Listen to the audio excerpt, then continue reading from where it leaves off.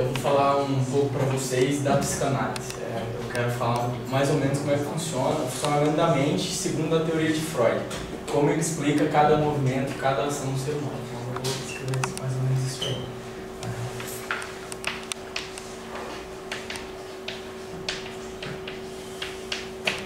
A psicanálise é tida como um método de investigação usado por muitos, como um tratamento terapêutico, e ela estuda também um conjunto teórico de comportamentos e vivências. A gente vai aprofundar no método de investigação da mente, que descreve um sistema psíquico e as suas partes. Então a gente vai entrar no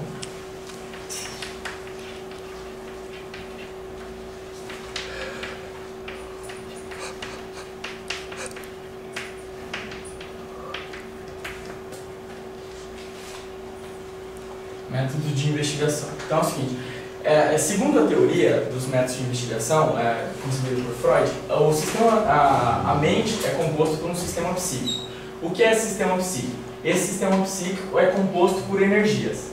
Essas energias visam a descarga através do que eu vou descrever mais para frente. Então o sistema psíquico, segundo Freud, é dividido de duas formas. A primeira tópica e a segunda tópica. A primeira tópica seria mais ou menos a topografia, onde é que fica cada coisa, dividido por regiões.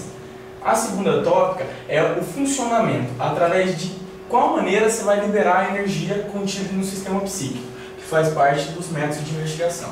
Então, ele fala mais ou menos sobre isso. Aí a gente vai aprofundar na segunda tópica para chegar nisso. Na segunda tópica, sistema psíquico.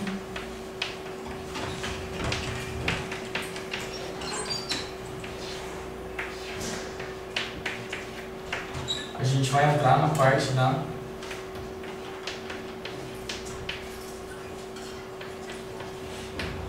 segunda tópica. A segunda tópica é dividida por etapas. Ele fala que as nossas ações são deliberadas por três coisas, que são id, ego e superego, que controlam essas ações. Então, funciona da seguinte forma: o que acontece? O id é a parte onde estão todos os nossos desejos. Tudo que a gente deseja em termos, tudo que a nossa energia que vem do sistema psíquico se direciona, digamos, pelo id. Então você não tem barreiras.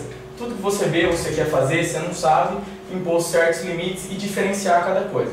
Então como é que funciona? Eu tenho um desejo, o meu id está ativado, é alguma coisa que vem de dentro. O que vai acontecer? Para que isso não seja deliberado, para que você não cometa ações em termos de um meio social, já que a gente vive numa sociedade, a gente tem que canalizar essas ações, canalizar essas energias. O que acontece? Existe o superego. O superego, o que ele faz? Ele bota exigências morais ao sujeito. Essas exigências morais vêm de onde?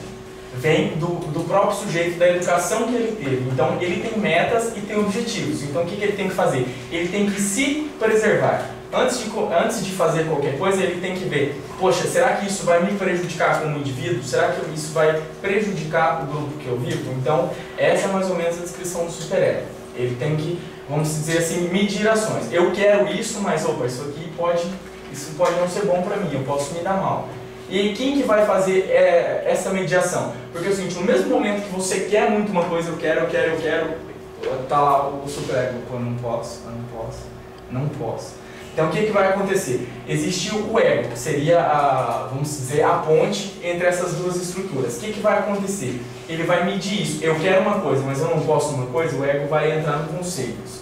Ele vai mediar essa relação. Não, eu quero, por exemplo, eu quero comer chocolate, mas eu não posso comer chocolate. Chocolate vai me deixar mais gordo, Não, come um pedacinho de chocolate. Então a gente vai lá, come um pedacinho e já está de bom tamanho. Então o que faz?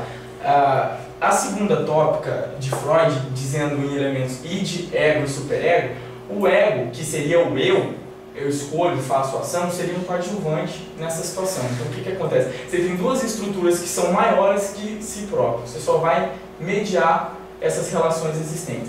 É isso que diz. E dentro dessa tópica tem o id,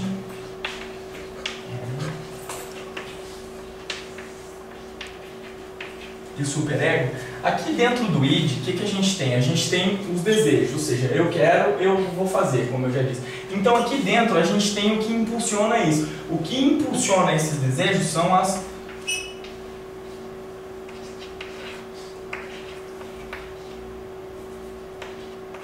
são as pulsões. O que são pulsões? São forças ou impulsos que visam a descarga da energia que compõe o sistema psíquico.